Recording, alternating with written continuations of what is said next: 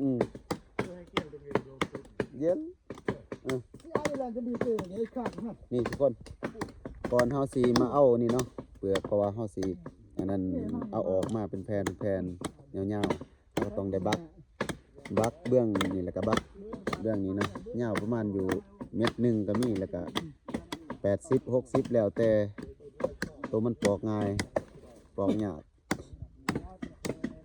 โอ้เจร้านเพิ่นนี่เด้ตามวิชาการเพิ่นเฮ็ดวิธีการเพิ่นเฮ็ดหาเงินพี่น้องเอ้ยเพื่อสิได้เงิน